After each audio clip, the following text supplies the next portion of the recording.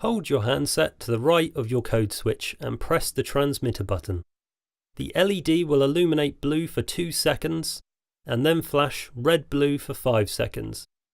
Now press a button to illuminate the keypad. Enter the 4 to 6 digit personal code you would like to program.